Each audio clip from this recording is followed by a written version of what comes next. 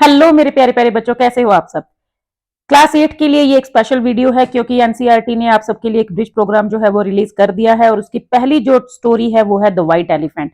The white elephant की explanation मैंने already अपने चैनल पे अपलोड कर दी है और आपको कई लोगों को बहुत पसंद भी आई है। मेरे पास कुछ मैसेजेस भी आए थे कि मैम आप नेक्स्ट वीडियो कब अपलोड कर रहे हो, तो मैंने आप सबके लिए बहुत मेहनत की और जल्दी से ये वीडियो जो है वो प्रिपेयर कर ली है।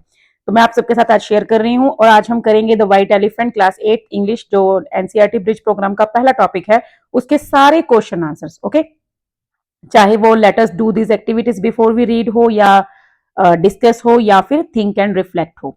ठीक है, तो चलिए स्टार्ट करते हैं आज की वीडियो। लेकिन उससे पहले आप मेरे चैनल पे अगर न्यू है तो इसको सब्सक्राइब कर लीजिए क्योंकि मैं टाइम टू टाइम आप लोगों के लिए वीडियोस अपलोड करती रहूंगी।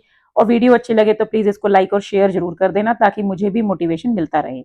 तो चलिए स्टार्ट करते हैं। और एक चीज और, वीडियो थोड़ी लंबी हो जाएगी तो थोड़ा सा पेशेंस रखिएगा क्योंकि क्वेश्चंस बहुत ज्यादा हैं। मुझे पूरा दिन एक लग गया इसको कंटेंट को प्रिपेयर करने के लिए, तो अब 20 to 25 मिनट्स तो आपको भी देने बनते हैं, है ना। चलिए स्टार्ट करते हैं बिना टाइम वेस्ट किए। पहला आपका है let us do these activities before we read. मैं पेन का कलर चेंज कर लेती हूँ। तो ये जो था आपका चैप्टर को स्टार्ट करने से पहले का जो है मतलब कंटेंट आपको जो डिस्कस करना था वो है, जिसको मैंने ऑलरेडी अपनी वीडियो में बता दिया था एक्सप्लेनेशन वाली में, लेकिन यहाँ पर मैं आपके लिए मॉडल आंसर्स लेके आई हूँ। पहला है stories are pass down from generation to generation, story telling has been a part of our life, so do you like to listen to stories. मैंने आपको बताया था कि अगर आप इसका येस में आंसर करते हैं तो भी आपको रीजन बताना है, नो में करते हैं तो भी रीजन बताना है। तो पहले मैंने इसका आंसर लिखा है yes, I like to listen to stories because they teach us moral lessons and we feel connected to our parents and grandparents. Next, अगर आप इसको नो में लिखना चाहते हैं तो आप ये भी लिख सकते हैं no, I don't like to listen to the stories because I usually like reading them and moreover I have no one to tell me the stories. Next है what kind of stories would you like to listen to. अब जिन्होंने yes लिखा है उनको ये answer करना है I like to listen to folk tales and fables with moral lessons. आप कोई भी और स्टोरीज जो है उनके नेम्स भी शेयर कर सकते हैं। Who tells you stories, my grandmother tell me stories. आप इसमें ग्रैंडफादर, पेरेंट्स, ग्रैनी कुछ भी लिख सकते हैं। Do you like to narrate stories, तो मैंने इसमें भी दोनों आंसर दिए हैं। Yes, I like to narrate stories because it gives me confidence to be a good orator. Orator कौन होता है? जो मतलब पब्लिक में बोल सकता है कॉन्फिडेंस के साथ। अगर इसमें मैं नो में आंसर करती हूँ तो no, I don't like to narrate stories because I feel shy and I can't remember that. Okay, तो ये हो गया आपकी फर्स्ट एक्टिविटी। नेक्स्ट एक्टिविटी आपकी है in Jataka and Panchatantra tales animals also talk to humans. Animals जो है वो बात करते हैं। So do you think animals have feelings like humans? Yes, animals do have feeling like humans. They also experience love, anger, jealousy, sadness and fear etc. Next है how do they show their love and care. कैसे वो show करते हैं? Animals show their love and care through a variety of signals such as wagging their tail, licking, howling, growling and other expressions that includes body language and behavioural changes. कई बार जो होता है वो अपने एक्सप्रेशंस को एक्सप्रेस करने के लिए, मतलब अपनी फीलिंग्स को एक्सप्रेस करने के लिए उनके अंदर कुछ बिहेवियरल चेंजेस भी आ जाते हैं। थर्ड क्वेश्चन है discuss in pairs and complete the following. What parents do for their children and what children should do for their parents. ये आपको कॉलम्स में लिखना है। तो इसका आंसर मैंने आपको वन बाय वन प्रोवाइड करवाया है। Parents do everything for their children. अब क्या क्या करते हैं? Such as looking after them, educating them and providing them with basic needs. So what children should do? Children should also take care of their parents when they get old and weak, they should respect them. तो यहाँ पर हमारे जो before read वाली activities थी, pre reading activities है, वो खत्म हो चुकी हैं। अब हम स्टार्ट कर रहे हैं लेट अस डिस्कस, जो हमारा चैप्टर का पार्ट 1 कंप्लीट होने पर कुछ क्वेश्चंस दिए हुए थे, उनके answers. State which of the following sentences are true. आपको बताना है इसमें से कौन से सेंटेंसेस ट्रू हैं। तो इसमें आप देख रहे हो सेकंड वाला, फोर्थ वाला एंड सिक्स्थ वाला, ये जो है 2, 4 एंड 6 जो है वो फॉल्स हैं। तो आप इसमें डायरेक्ट आंसर लिख सकते हैं statement number 1, 3, 5, 7 and 8 are true. बाकी मैंने आपको 1 to 1 प्रोवाइड भी करवा दिया है। The white elephant lived near the foothills of the Himalayas. Yes, it is true. The white elephant was the leader of 100,000 elephants. No, it was 80,000. The elephant's mother was blind and dependent on him. So yes, this is true. His followers always brought food for his mother. No, they ate them by themselves. A traveler lost his way and he's wandered in the forest for 7 days. Yes, it is correct. The elephant chased the traveler away from the lake. No, he tried to help him actually. There was an announcement to look for a royal elephant. Yes, announcement was made. The traveler told the king about the white elephant for a reward. Yes, he became selfish, he became greedy, and for a reward he told so. Okay, so ये आप क्या था question number 1. Next जो है वो यहां पर है, what do you think will happen to the white elephant after he allows himself to be taken to the king. So the white elephant did not want to harm anyone, so he decided to talk to the king after he is taken to the king. मतलब elephant ने जो क्या किया था, वो किसी को harm नहीं करना चाहता था, तो इसीलिए उसने क्या किया, डिसाइड किया कि वो किंग से बात कर लेगा जब उसको किंग के पास लेकर जाएंगे. द किंग मे, यहां पर आप देख सकते हो मैंने मे यूज किया क्योंकि what do you think will happen to the white elephant, कि उसके साथ क्या हो सकता है. So the king may set him free on hearing about his mother's condition. तो ऐसा हो सकता है कि किंग उसको फ्री कर दे उसकी मदर के बारे में जानकर. नेक्स्ट क्वेश्चन है, how do you think the white elephant's blind mother will react when she realises her son is missing. जब उसकी मदर को पता चलेगा कि वो मिसिंग हो गया है, उसको कोई ले गया है, तो उसकी मदर का क्या रिएक्शन होगा. So the white elephant's mother would be sad and distress when she realises her son is missing. She was dependent on her son and there would be no one to look after her. वो totally अपने सन पे dependent थी, अब उसकी देखरेख करने के लिए कोई नहीं होगा, तो वो ऑब्वियस ही बात है सैड होगी, डिस्ट्रेस्ड होगी. ये जो है आपका कॉलम कंप्लीट करने वाला है. Let us discuss complete the cause and effect. देखिए कॉज क्या होता है, रीजन, एंड इफेक्ट क्या होता है, रिजल्ट. मतलब जैसे हम जब भी कोई रिजल्ट होता है तो उसका एक रीजन होता है. अगर हम फर्स्ट ग्रेड फर्स्ट आए हैं, दैट मीन्स हमने स्टडी की है. उसका रीजन क्या है कि हम अच्छे से पढ़े हैं, और उसका रिजल्ट क्या आया कि हम फर्स्ट आए. अगर हम फेल हो जाते हैं तो उसका रीजन क्या है कि हमने स्टडी नहीं की, और उसका रिजल्ट क्या हुआ, हम फेल हो गए. तो यहाँ पर कॉज एंड इफेक्ट है, रीजन एंड रिजल्ट.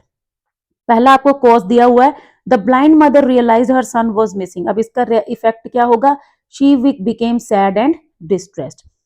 नेक्स्ट आपको जो है इफेक्ट दिया हुआ है, the trainers became worried and informed the king. मतलब उन्होंने जब इन्फॉर्म किया था तो उसका रीजन क्या था, the elephant refuse to eat anything. Elephant ने खाने से मना कर दिया था. फिर आपको फिर से इफेक्ट दिया हुआ है, the king understood the depth of the elephants love and concern. की जो किंग है वो समझ गया था उसकी प्रॉब्लम को, एलिफेंट की. तो इसका रीजन क्या था, the elephant told the king about his old and blind mother, की एलिफेंट ने उसको बता दिया था. फिर आपको एक रीजन दिया हुआ, the king was deeply moved by the elephants love for his mother. अब इसका इफेक्ट क्या होगा, the elephant was set free by the king. Elephant को उसने फ्री कर दिया था. अब यहां पर आपकी जो बुक की एक्सरसाइज है वो स्टार्ट हो जाती है, let us think and reflect. इसमें जो आपके पास फर्स्ट 2 क्वेश्चन है वो क्या है, read the given extracts and answer the questions that follow.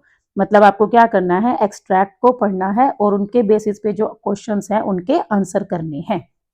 ठीक है, सॉरी मैं थोड़ा फास्ट जा रही हूँ, क्यों, क्योंकि मुझे ये लग रहा है कि वीडियो काफी लंबी हो जाएगी. जहां पे आपको ना समझ आए तो आप थोड़ा सा रिवाइंड करके देख सकते हो. अभी मैं यहाँ पर आपको एक्सट्रैक्ट रीड करके दिखा रही हूँ. Eight the sight of the massive beast the traveller fled in fear. जैसे ही उसने उस बड़े जानवर को देखा वो भागने लगा डर के मारे. But the elephant went after him calling out. लेकिन एलिफेंट उसके पीछे पीछे जा रहा था और उसको बुला रहा था. Why are you running away, don't be afraid. तुम भाग क्यों रहे हो, डरो मत. I am not going to harm you, come here and tell me why are you weeping. मुझे बताओ तुम क्यों रो रहे हो, मैं तुम्हें हार्म नहीं करूंगा. I have lost my way O elephant and for the past 7 days I have been wandering around in this dense forest. कि मैं पिछले 7 दिनों से इस फॉरेस्ट में घूम रहा हूँ, मैं अपना रास्ता भूल गया हूँ. ठीक है, ओ एलिफेंट. तो फिर वो कहता है कि स्टॉप क्राइंग, तुम रो मत. I live here and I know the way out of the forest. मैं यहीं रहता हूँ और मुझे पता है बाहर कैसे जाना है.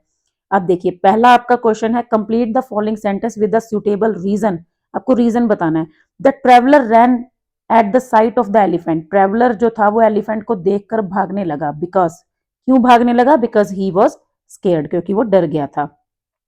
What does the elephant's response to the traveller tell us about his nature. अब जब एलिफेंट ने उसको रिस्पॉन्स किया कि मैं तुम्हारी हेल्प करूंगा, तो इससे एलिफेंट के नेचर के बारे में क्या पता चलता है. So this is the correct answer, option A, kind and helpful. Truthful and honest नहीं होगा क्योंकि इसमें सच्चाई बताने की कोई बात नहीं है. ब्यूटीफुल एंड स्ट्रॉन्ग, सुंदरता या मजबूती ऐसी कुछ कोई बात नहीं है. जेंटल एंड लॉयल, इसमें भी कोई वफादारी की बात नहीं है. काइंड है क्योंकि उसकी हेल्प करने के लिए रेडी है. हेल्पफुल है, वही सेम हेल्प करने के लिए रेडी है. ठीक है, तो option A is the correct answer. Next question is what was the trouble that the traveller had been facing. Traveller को क्या प्रॉब्लम आई थी? The traveller was lost in the forest, वो जंगल में खो गया था। Question number 4 is fill in the blank with the correct option. The line stop crying, I live here and I know the way out. जब ये elephant ने बोला कि तुम रोना बंद करो, मैं यहीं रहता हूं, मुझे पता है बाहर कैसे जाना है, यहां से एलिफेंट की क्या क्वालिटी शो हो रही है? Excitement and Hari. एक्साइटमेंट क्या होता है? जब हम किसी चीज को लेकर बहुत ज्यादा एक्साइटेड हो जाते हैं। हरी क्या होता है? जल्दबाजी। तो ये तो नहीं हो सकता। कॉन्फिडेंस एंड विलिंगनेस, ये है। कॉन्फिडेंस उसमें इतना है कि उसको पता है कि मैं ये काम कर सकता हूं, और विलिंगनेस मतलब वो रेडी टू हेल्प है, ठीक है, वो उसकी हेल्प करने के लिए तैयार है। To help the traveller without hesitation, so answer is confidence and willingness. Next आपका सेकंड स्टैंजा यहाँ पे स्टार्ट हो जाता है। फिर से ये एक एक्सट्रैक्ट है, इसके बेसिस पे आपको कुछ आंसर्स करने हैं। The king went himself to the elephant's table and offered him food from the royal table, come eat great elephant, why do you sorrow. King जो था वो एलिफेंट से खुद मिलने गया और उसको खाना ऑफर किया और उसको बोला कि खाना खाओ, तुम इतने दुखी क्यों हो? Are you not proud that you have been chosen to serve your king. तुम्हें अच्छा नहीं लग रहा कि तुम्हें रॉयल कोर्ट के लिए चूज किया गया है और तुम अपने राजा की सेवा करोगे? The elephant turned away his head and replied. Elephant ने अपना मतलब सर दूसरी तरफ मोड़ा और उसको बोला, योर मेजेस्टी, महाराज, I will eat nothing until I am restored to my mother. जब तक आप मेरे को मेरी मदर के पास वापस नहीं भेजते, मैं कुछ नहीं खाऊंगा। अब क्वेश्चन नंबर 1 है, फिर से fill in the blank with the correct option. Offering the food from the royal table was a mark of the king's respect या power for the elephant. So power का यहाँ पर कोई रोल नहीं है, क्योंकि वो उसको मतलब रिक्वेस्ट कर रहा था कि तुम खा लो, तो दैट मीन्स कि वो उसकी रिस्पेक्ट कर रहा था। So answer is respect. Complete the following sentence with a suitable reason. फिर से आपको एक रीजन बताना है। The elephant refuse to eat because he. Elephant ने खाना खाने से मना क्यों कर दिया था? Because he wanted to go back to his mother as she was alone. Next question है, why did the king go to the stable himself. King खुद क्यों गया था उसके स्टेबल में जब उसको पता चला था कि वो खाना नहीं खा रहा? टू डिस्प्ले हिज स्ट्रेंथ, अपनी पावर दिखाने के लिए। To give a gift to the elephant, elephant को गिफ्ट देने के लिए। टू ग्रांट परमिशन, उसको परमिशन देने के लिए। या टू प्रस्यूट द एलिफेंट, उसको मनाने के लिए। सो आंसर इज डी, उसको मनाने के लिए गया था कि भाई खाना खा ले। नेक्स्ट क्वेश्चन है, what does the elephant's response reveal about his feelings. जो एलिफेंट का रिस्पॉन्स था उसकी क्या फीलिंग्स यहाँ पर पता चल रही हैं हमें? Elephants response revealed. अब एलिफेंट का जो रिस्पॉन्स है वो क्या रिवील करता है? रिवील मतलब शो करता है that he was concern. Concern मतलब चिंता है, उसको टेंशन में था वो। He was concern about his mother as she was old and blind, now she was alone. उसकी माँ बूढ़ी और अंधी थी और अब वो बिल्कुल अकेली हो गई थी। And had no one to take care, और कोई भी उसकी हेल्प केयर करने वाला नहीं था। ठीक है, तो यहां तक आपका जो है थिंक एंड रिफ्लेक्ट वाला 2 एक्सट्रैक्ट बेस्ड क्वेश्चंस हो गए हैं। अब ये आपके कुछ क्वेश्चन आंसर्स हैं। यहाँ पर मैं बीच में मेंशन करना भूल गई हूँ कि these are some question answer. तो यहाँ मैंने आपको दिख रहा होगा आपको कि क्वेश्चन नंबर 1 आपका जो है क्वेश्चंस मैंने रेड से लिखे हैं और आंसर्स ब्लैक से, तो आप इनको वीडियो को पॉज करके आंसर्स को नोट कर सकते हो। फर्स्ट क्वेश्चन है, how did the traveller betray the elephant. Betray होता है धोखा देना। And what does it reveal about him, मतलब ट्रेवलर ने उसको धोखा कैसे दिया और इससे उसके बारे में क्या पता चलता है? The traveller told the king about the elephant to get the reward. Traveller ने रिवॉर्ड लेने के लालच में किंग को एलिफेंट के बारे में बता दिया। And he made a plan to capture him, और उसने एक प्लान भी बनाया उसको पकड़ने के लिए। उसने बोला था ना कि आप अपने ट्रेनर्स को मेरे साथ भेज दो, हम उसको एलिफेंट को पकड़कर ले आएंगे। सो दिस शोज दैट, अब इससे क्या पता चलता है? The traveller was a selfish and a treacherous person, मतलब वो एक सेल्फी और धोखेबाज पर्सन था। आप इसमें ग्रीडी भी ऐड कर सकते हो, he was a greedy fellow.